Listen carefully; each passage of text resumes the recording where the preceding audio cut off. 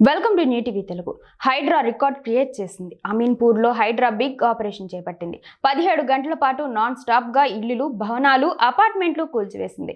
అలాగే ఓ హాస్పిటల్, 2 అపార్ట్మెంట్లు కూల్చివేసి ప్రభుత్వ భూమిని స్వాధీనం చేసుకుంది.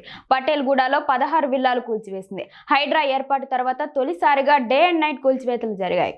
అక్రమ నిర్మాణాలకు ఆనుకుని ఉన్న పక్క ఇళ్లకు డ్యామేజ్ కాకుండా జాగ్రత్తలు తీసుకున్నారు. హైడ్రా 17 గంటల పాటు హైరిస్క్ ఆపరేషన్ కొనసాగించి రికార్డ్ క్రియేట్ చేసింది.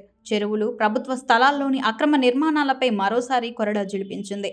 ఏకకాలంలో కూకట్పల్లిలో, అమీన్పూర్ మున్సిపాలిటీలోని కృష్ణారెడ్డిపేట, పటేల్గూడలో ప్రభుత్వ భూముల్లోని నిర్మాణాలను నేలమట్టం చేసింది.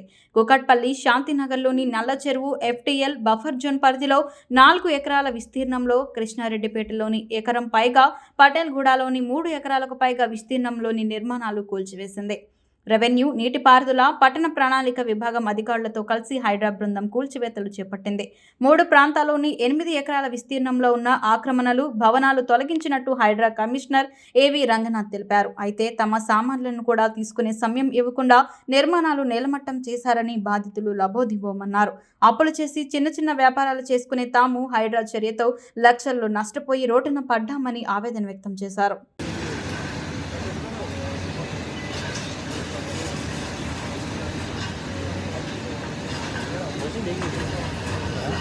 वो कहते स्टूडेंट और वायर और मंकी प्लेटी आगे जो पकड़ कवर दुकान में 100 कवर गाइड कर रही थी हमारे लिए तो पैर टूट नहीं जाता लोगों भी तोड़े देता जो मैंने यही बात हथौड़ों लेट करके मैंने घंटा में नहीं तोड़ जाता